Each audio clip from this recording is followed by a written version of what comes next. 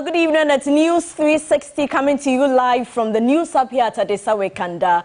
I am Portia Gabor. And I am Martin Asiedu Dartey. Here are the headlines for the next 1 hour. News 360 headlines is brought to you by Flamingo Paint, Pepsodent Charcoal and Pepsodent Herbal.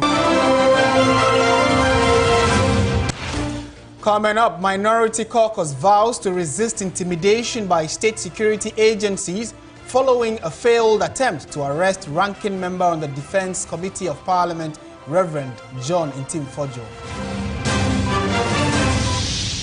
Also tonight, Supreme Court indefinitely adjourns hearing of applications seeking to injunct ongoing processes leading to removal of the Chief Justice.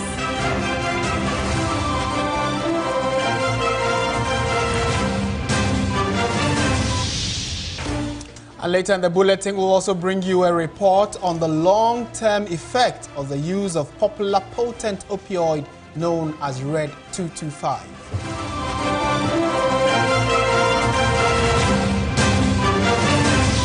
Coming up in business news, Bank of Ghana warns banks to strengthen anti-money laundering compliance ahead of 2026 evaluation.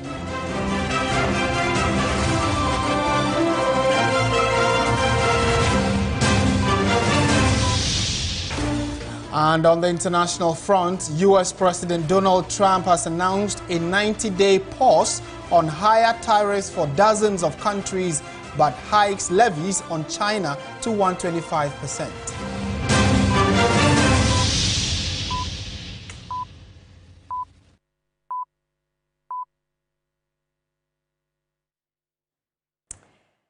We have details of these stories and many more coming up shortly in the next 1 hour. Do stay with us. And if you've been keeping your pulse on what's been happening in the last few hours, you might already know that some activity took place at the house of Reverend Ntimfodjo. So let's delve into the details. Now, the minority in Parliament has vowed to resist what it calls attempts to intimidate members of the caucus. This comes after the caucus prevented the arrest of the ranking member on the Defense and Interior Committee and Member of Parliament for Assin South, Reverend John Ntimfodjo, by the National Intelligence Bureau, the NIB, on Wednesday. George Queening was there and has come through with his report.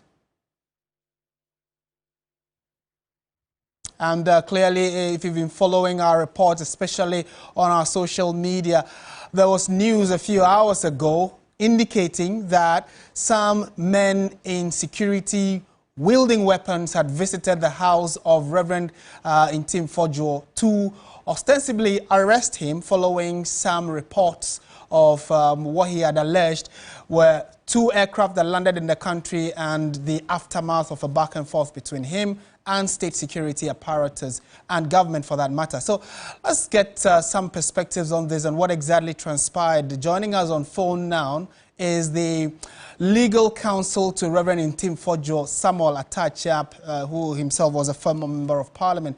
Mr. Atachia, good evening and thank you for your time. Good evening, and I'm very glad you've invited me.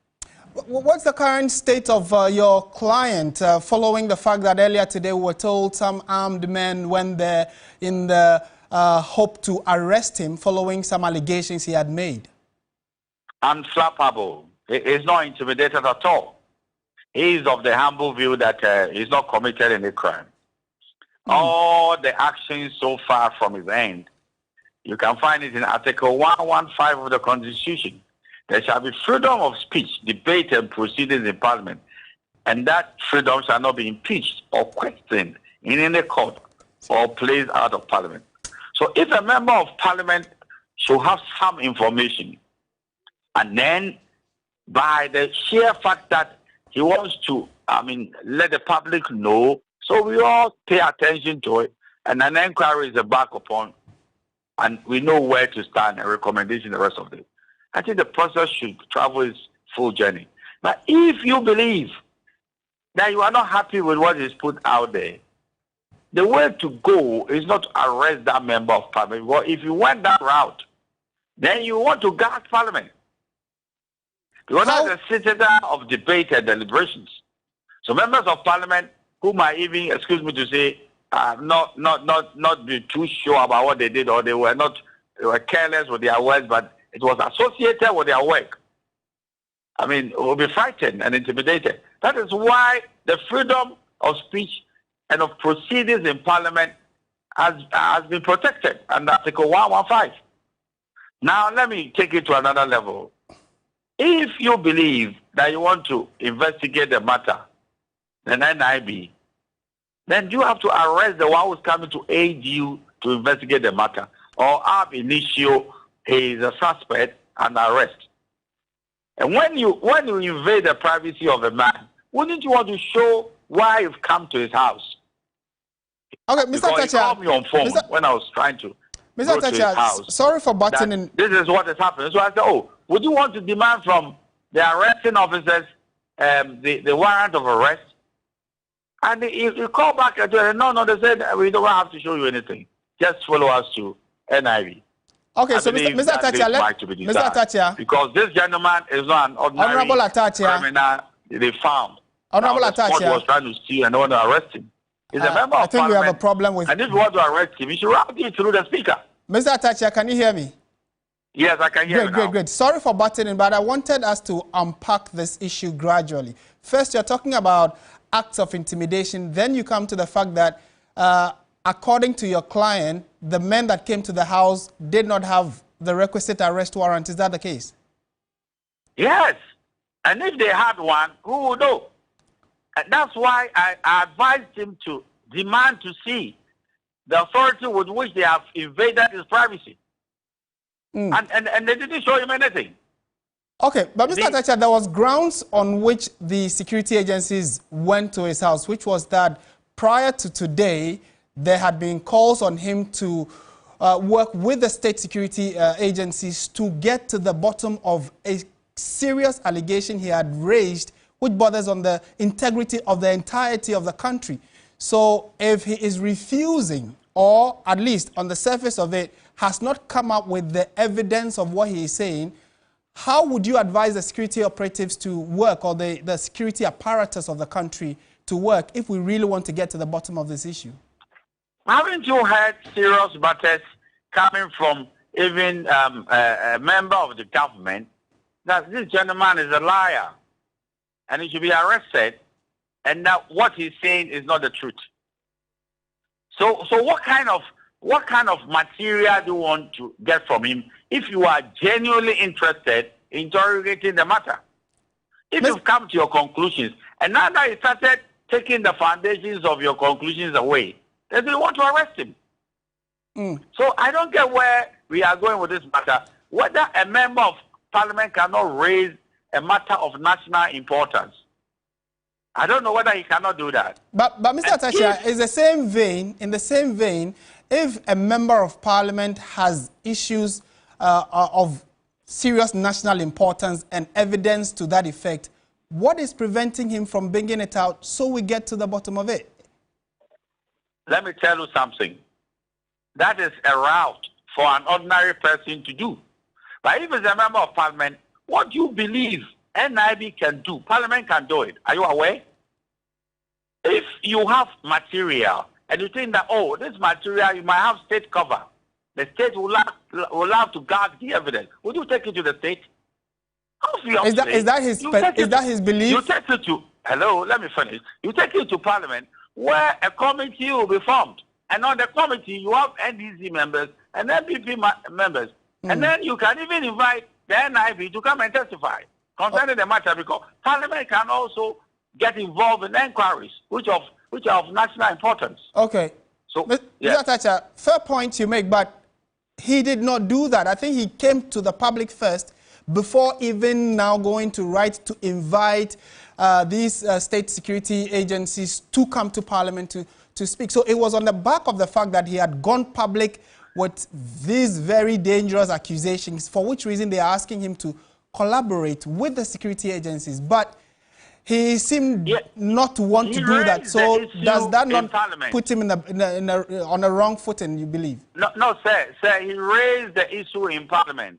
He didn't accuse the government. He didn't say that NDC is trying to do anything untoward. It was an but Mr. Thatcher, if you say something like that, definitely you are talking about the government of the day. If you say Ghana has done this or this is the accusation, definitely you are not talking about an individual. You're talking about the government of the day. Indirectly, you're talking about Ghana, isn't it? Go back to what happened in Parliament, whether the government was accused. I'm afraid. You see, you don't have to speculate on this matter. He never accused the government. I was talking about an airplane and some consequences. I think 3 issues. Okay. So therefore, if we have to look at it, then let's look at it from the perspective that people who are members of Parliament can raise issues on the House floor. Or if it is the issue which is coming from their caucus, they can do that. Right. Yes. So what's the next line of action so now that... Don't say a parliamentarian cannot raise an issue of national importance. So, yes, because you believe it touches on the government. Now, what are they there for? What is the meaning of oversight responsibilities? Right. So what's the next line of action from your perspective or that of your client now that, well, we are told that the arrest failed and you are in touch with him? What should we be expecting from you next? We are told the minority has written to the speaker on this subject, but from the legal perspective and from that of your client, what should the next line of action be? Well, humbly, I could tell you that we're doing certain things, and I don't want to share it with the general public. But what is very important is that the NIB piped down and said, look, minority leader, we don't want to, raise the tensions. So make satisfactory arrangements so we meet Reverend Tim Forjo. But there's a precedent that they believe they should have followed because the Speaker has already said when you want to investigate matters concerning members of Parliament, there's a whole, protocols you should go through, and it's fair. The protocol is that they'll give you space in Parliament, then all the apparatus of the state who believe in the matter, their representatives will come and interrogate a person. The member of Parliament will have the right to counsel, and that's it. You see, because what is happening is that if he's committing a crime, then you could just arrest him without the permission of the Speaker. But if you believe you are investigating a matter which will make you make up your mind whether to charge him or not to charge him, I think the protocols are fair. The member of Parliament should not be treated anyhow. You come to the premises of Parliament and then you do what is needful, and then that is it. All right. But to say that the man is being treated like a common criminal, you stampede him, you break the privacy of his home, and then the rest of it, I don't believe this is what they want to call the reset of the rule of law. Mr. Thatcher, pleasure talking to you. Certainly, it's still a very fluid situation, so we'll be engaging you more as the day wears on. Samuel Atacha is a former member of Parliament and legal counsel to Reverend Tim Forjo, who earlier today, the security agencies from the National Intelligence Bureau went to his home in an attempt to arrest him. We'll bring you the full story in a moment, but let's pick the thoughts of security consultant and former BNI operative himself, Richard Kumado. Mr. Kumado, good evening and thank you for joining us on News 360. You're welcome, man. What would your general assessment be from the security perspective that security apparatus individuals went to the house in an attempt to arrest him and actually did not arrest him? That's what we are hearing. How does this come to you? When you show the video and of the scene in the house, that tells you that the officers there are not BNI officers, or they are not from the NIB. The NIB officers do not wear police uniform. The NIB officers do not wear military uniform. The NIB officers do not hang guns around their neck like their Marines or their special forces. If anybody tells you that the director BNI sent people to the home of Uncle Forjo to arrest him, the person is a liar and is instigating the general public against the work of the officers of the BNI. These are officers who will put the state above partisanship. And I believe that is what they have done all this while. What we are seeing there is what I like why you said the security agencies. This is a collaborative nature of operations, involve police, involve military, involve all manner of agencies involved in this particular operation. But I can tell you, if the BNI is after Uncle Forjo, there are two things they will do. They will invite him, and the BNI invitations may be personal, or they may be through other means appropriately, just like the lawyer for Portia has stated. The next one, if it becomes apparent that the BNI would arrest you, the quality of their due diligence will be that they will come to where you are to arrest you with the arrest warrant. Right. Even though we have explained that there are circumstances where people who have come under investigation notice can be arrested or searched without warrant, the quality of due diligence shows that the BNI would have come to your house with an arrest warrant. And if arrest is what is on the table as an option, there's no way they will leave you without you being arrested. So Right. I want to put that in so clear, so that all these things we are saying that people are instigating people against the BNI, it is not true. And Okay. the people of Ghana should be aware that if you destroy the BNI, the state is doomed and you are destroyed. In the face of partisanship nature of this country, NDC, NPP, that is the only institution you have standing for you. So we have to be careful with the narrative that people are screwing the narrative in order to create, the other political tension between NDC and NPP. That is what it is. Well, Mr. Kumado, pleasure talking to you. Thank you for your insights on this very fluid situation. Richard Kumado is security consultant and former operative of the BNI. So we indicated that security officers went to Mr. Ntim Fodjo's home. Our reporter George Queening was there. Let's gauge the mood exactly of how it played out earlier today. More than 20 operatives of the National Investigation Bureau stormed the residence of the Member of Parliament for Asiedu South, Reverend John Ntim Fodjo, to cause his arrest of allegations he made that there were some suspicious 2 aircraft that landed Kotoka and that were suspected to have been dealing in drug trafficking and money laundering. And so that was why the operatives were here. So let's hear from the leader of the minority side, Alexander Penyo Markin, who says they will not be intimidated by government and they are ready to collaborate if government will allow them. You come with armed men, about 20 of them. We don't need it. If you disagree, you disagree. In any event, the caucus is calling for a bipartisan inquiry into this matter. We should be able to judge all. But, well, they have de-escalated, they've left, they've gone back to wherever they came from. We want to assure the government that we will cooperate if they approach things in a decent manner. Absolutely. But we will not be intimidated. Let's engage. We are political actors. Let's assure the people that we are ready to uphold the promises of the Constitution and democracy. This must stop.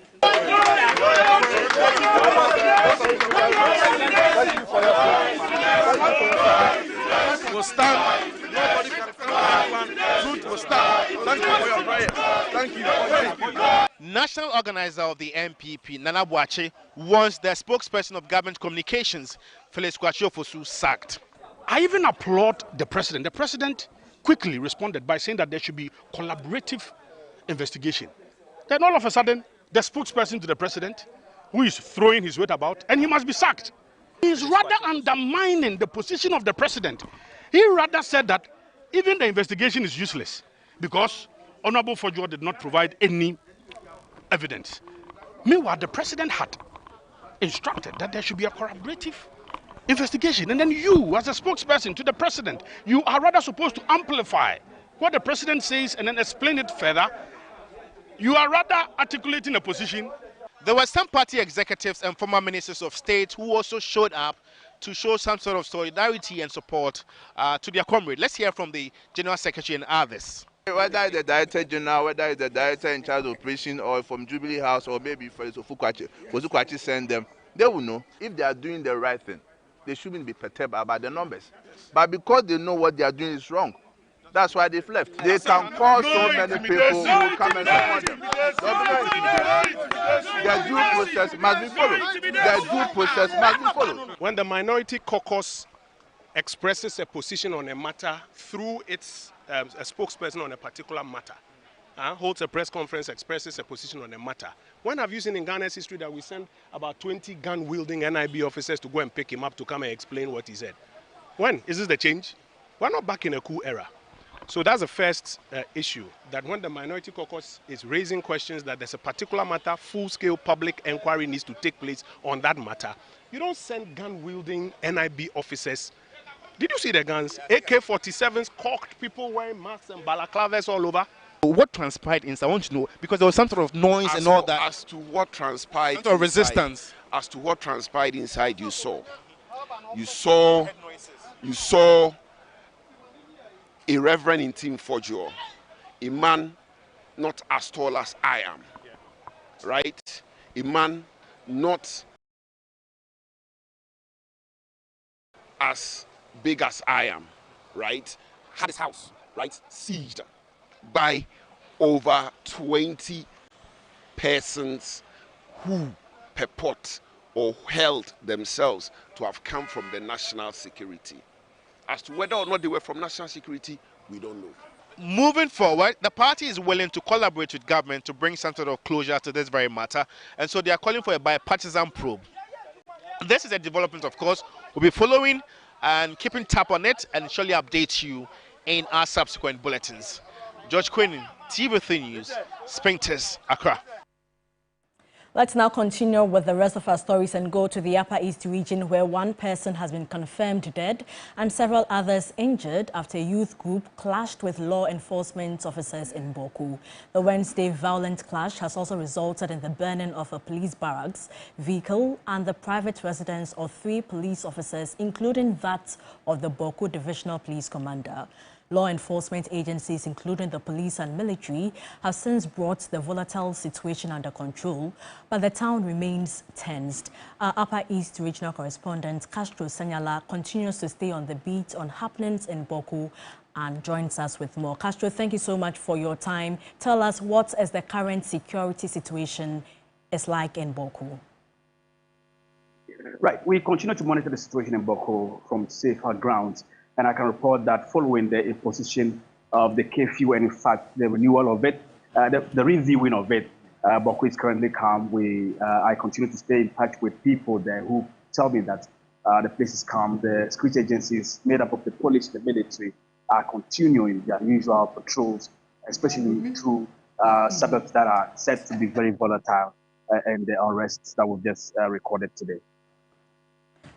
And Castro, have you been able to establish from security agencies and sources on the ground what the cause of this particular incident is?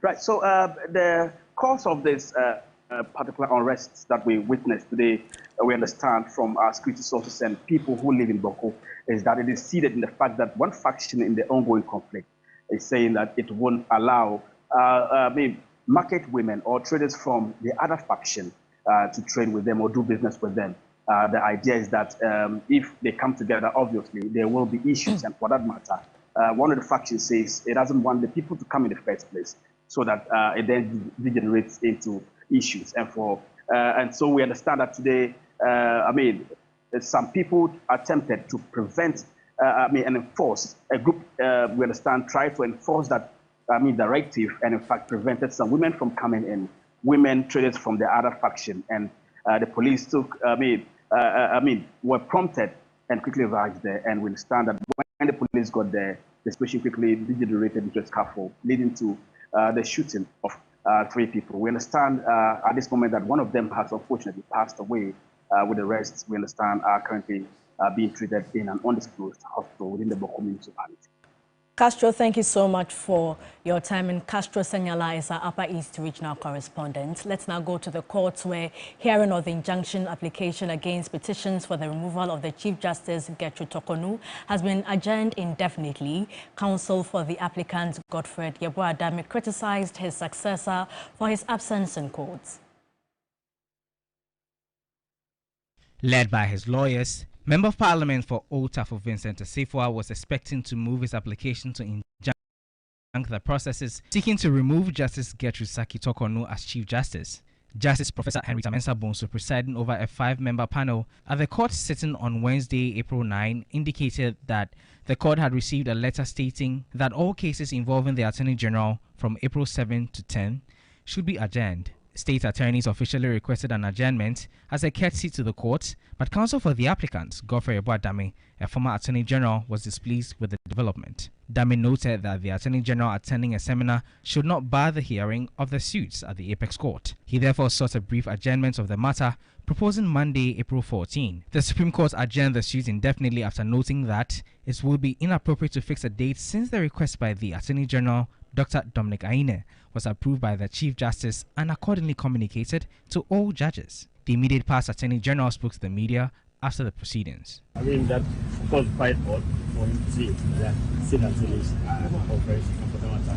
All the cases that were supposed to attend. He is not able to see it. He could not come to court. But as important as the removal of the Chief Justice, he couldn't come or send a message to court and attend.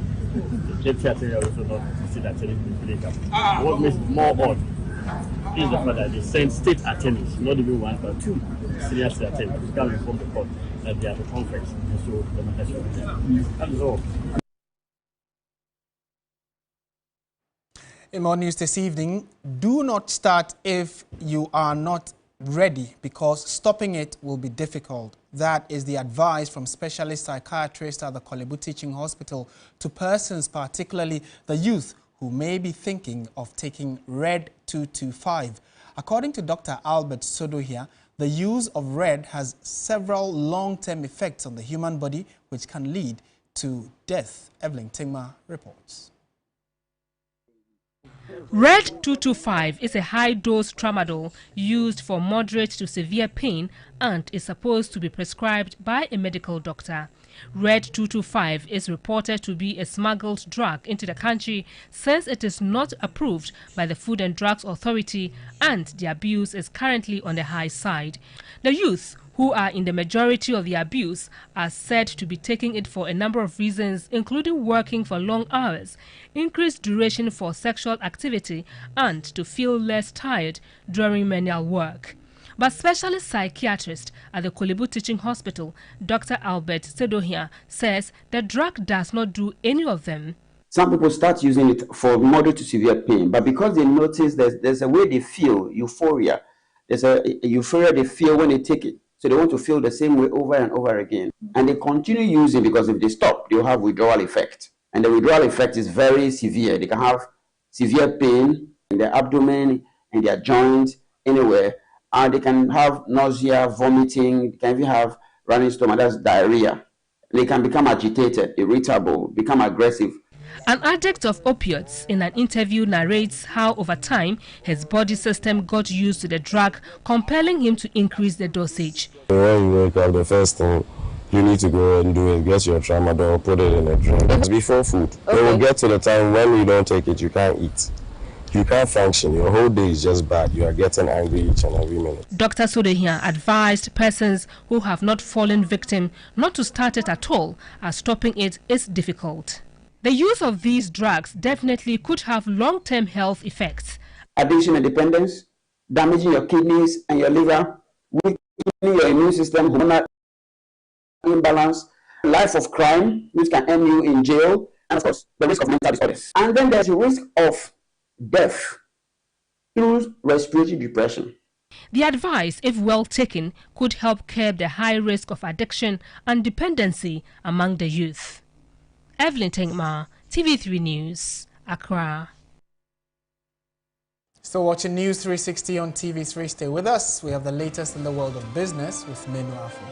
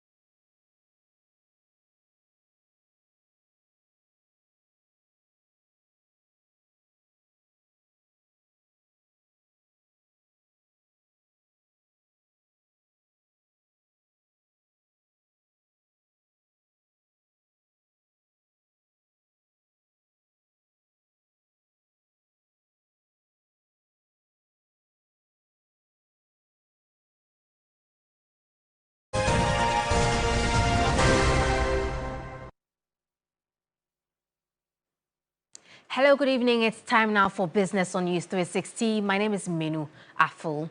Now, the issue of money laundering in Ghana raises concerns due to its potential to undermine the integrity of the financial system, facilitate crime, and hinder economic development. Governor of the Bank of Ghana, Dr. Johnson Isiama, has therefore issued a strong caution to financial institutions ahead of a crucial anti-money laundering review in 2026. He spoke during his first official engagement with the chief executives of commercial banks as part of the central bank's post-monetary policy committee engagements with relevant stakeholders. A third-round mutual evaluation by the Intergovernmental Action Group against money laundering, GIABA, next year.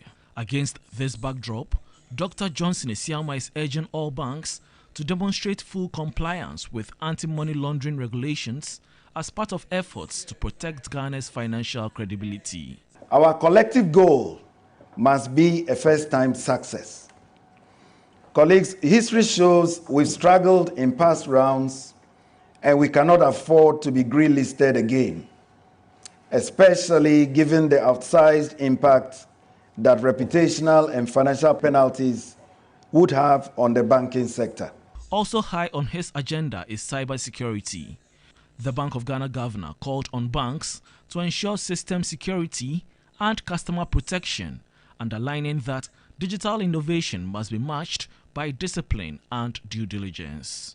Banks must assume greater responsibility for the safety of their systems, for product integrity, and for customer protection. We expect banks to invest significantly in product security features, expand public financial education, and alert customers swiftly on emerging fraud typologies. The 2024 Bank of Ghana fraud report showed a 5% increase in fraud cases and a 13% rise in value at risk, signaling rising threats in an increasingly digital environment. Away from that, the continuous decline in global crude oil prices has raised concerns over Ghana's 2025 oil revenue target. Finance Minister Dr. Kasia Latoforsin has projected a total oil and gas receipt of 16.5 billion cedis in 2025 budget statement based on an oil price of around $76 per barrel. What happens with Brent crude prices plummeting? Energy Commission's 2025 Energy Outlook for Ghana, citing projections from the Environmental Impact Assessment (EIA) and Goldman Sachs, expects Brent crude oil prices to average $76 per barrel in 2025. However, the current market price has fallen below $60 per barrel, a significant 24.2% shortfall from Ghana's projected price. Financial economist Professor Ebenezer Bugri Anafo is concerned the projected total oil and gas receipt of 16.5 billion cedis may not be achieved given the current market trends. He is therefore urging government to hedge crude oil prices to mitigate future volatilities. There is a need for government to also hedge our crude oil by using the forward market or the futures market. Government to also help the oil refinery to be able to refine more of our crude oil. In that sense, we are able to add more value to our crude oil than we just importing it raw. Executive Director, Center for Environmental Management and Sustainable Energy, SEMSE, Benjamin Insia advocates for government to rationalize its expenditure to minimize the impact of the revenue shortfall. What we mean is that any future exports of petroleum products may not attain us the revenue we need to stabilize the economy. So it is going to affect our revenue position, and that also means that government must cut down some of this expenditure, rationalize some of this expenditure to ensure that it stays within the fiscal benchmark or fiscal deficit benchmark it has set for itself. And now, in a strategic move to enhance its brand presence, Bills Microcredit Limited, one of the leading microfinance institutions in Ghana, has unveiled a new brand ambassador, celebrated actress Gloria Osei-Safo. The move comes as the company continues to expand its reach and reinforce its commitment to providing accessible financial services for all Ghanaians. The CEO for Bills Microcredit Limited, Romeo Richlove Kweku Seshi, said the choice of Gloria Osei-Safo as the brand ambassador aligns with their mission to provide Ghanaians with convenient microcredit services, especially for small and medium businesses. The loans that we give, we don't have deposit as a primary requirement. We don't do savings. We don't look for people doing susu before granting out loans to them. So all that we need to, somebody needs to take loan from Bills Microcredit is all about your Ghana card. We are here to empower society, to empower the youth out there who are not working to come for loan, to start something on their own. And I think that Gloria's social impact play a very key role in deciding or making her as our brand ambassador.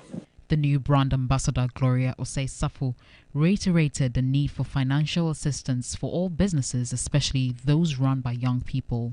My appeal to every youth out there, everybody, every worker, every potential entrepreneur out there to take up bills to build their plans and their future and also whatever they want to do. We should all make it a point to spread the news. Is good. The unveiling, which doubles as a new brand ambassador's birthday, was crowned with a birthday party to celebrate the beginning of a new journey. It's time now to take a look at how the cedi is faring against major trading currencies and how some of our key commodities are faring on the global market.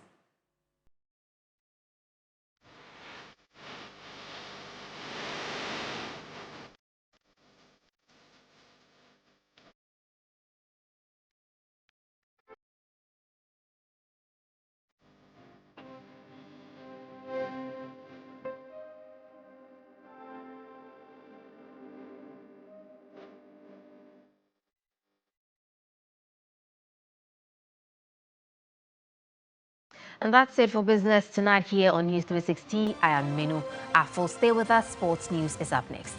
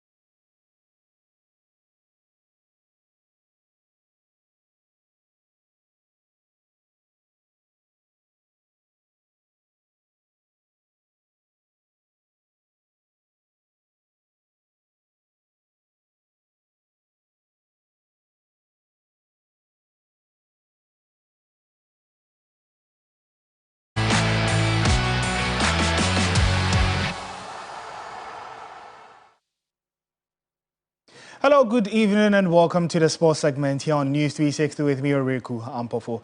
The Black Queens have concluded a 10-day training tour in Senegal after one win and a defeat in their 2 games played in April's international window. Here's a wrap by my colleague Akosha J as she looks back at the learnings from the 10-day tour.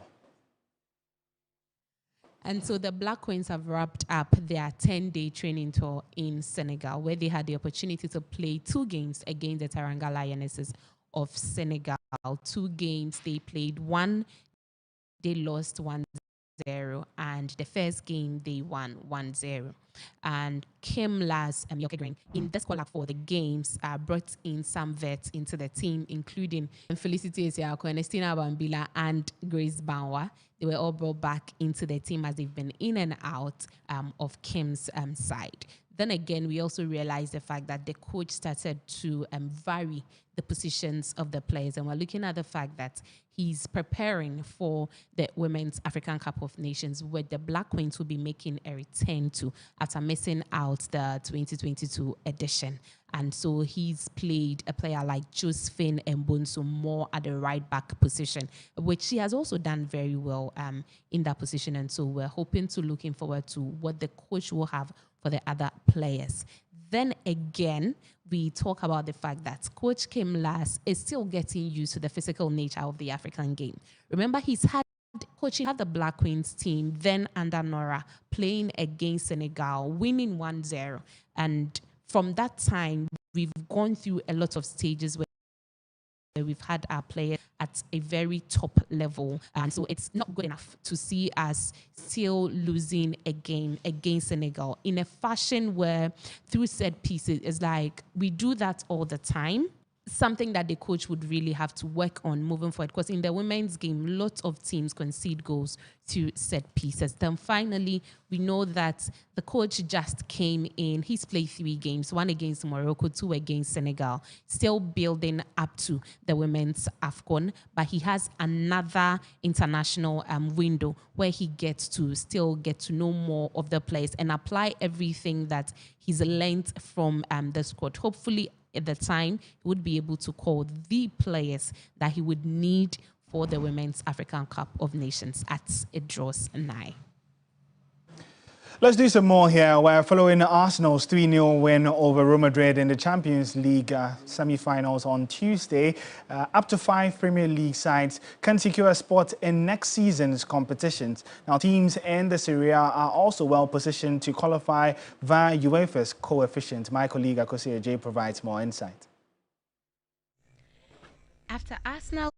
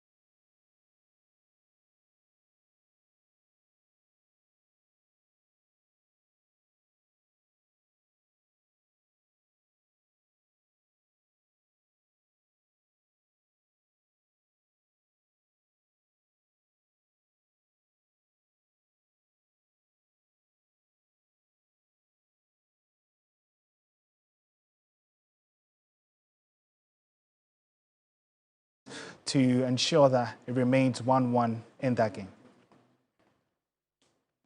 You can get updates on all of these games on our social media handles at 3 Sports GH. My name is Uri Kwampofo, and that's how we wrap up the sports segment here on News 360. Up next is entertainment with Noella Donko.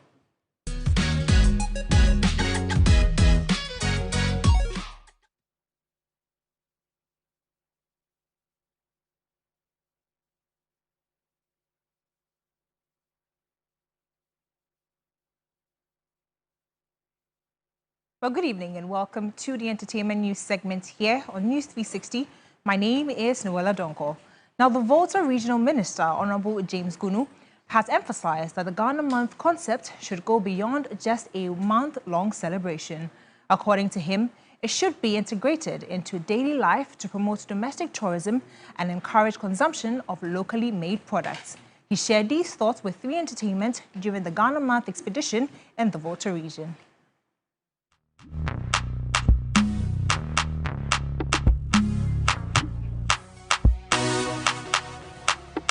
Patrons of the TV3 Ghana Month expedition boarded the bus with excitement, eager for an unforgettable experience. Is the starting point of the Ghana Month expedition, kind courtesy Media General, 3FM TV3. We're going to the Eastern and Volta regions. From Accra, the team made its first stop at the Trident Adventure Island before heading to the famous Akosombo float. Revelers enjoyed a variety of exciting adventure activities, making sure to have a fun-filled, memorable experience.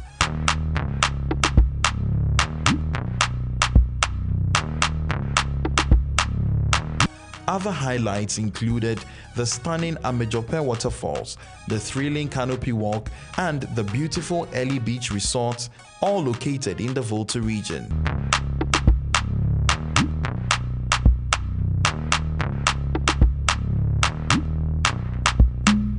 The Volta Regional Minister, who was there to welcome the group, emphasized the Ghana Month concept should extend beyond just a month-long celebration. It should be embraced daily to promote domestic tourism and encourage the consumption of locally made products. Ghana Month initiative is a welcoming one that we need to continue, and it shouldn't just be a month, it should be everyday life for us as Ghanaians, you know, so that everybody will know that yes, those who are into the production of things that makes us Ghanaian, we patronize those things.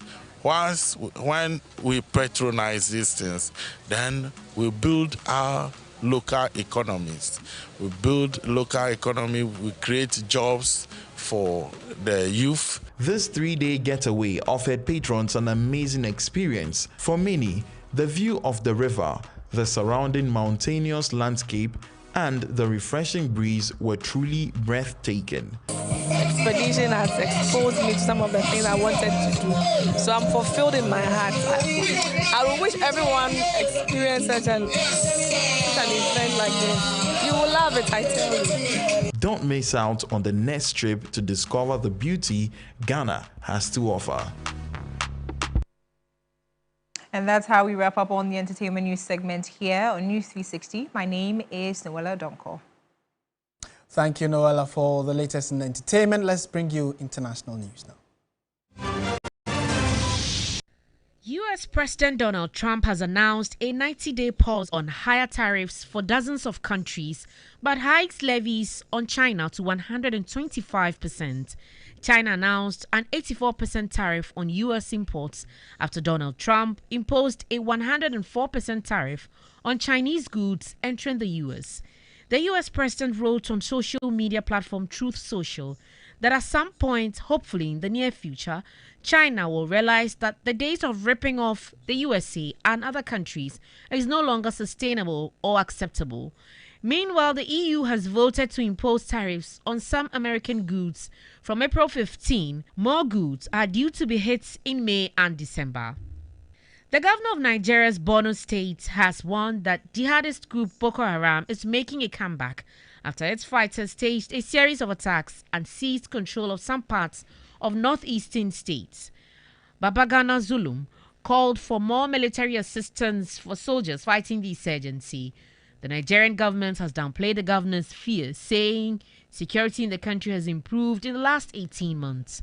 At the height of its insurgency in 2015, Boko Haram controlled huge areas in Borno State before being beaten back. Borno State has been at the center of a 15-year insurgency by Boko Haram, which has forced more than 2 million people to flee their homes and killed more than 40,000.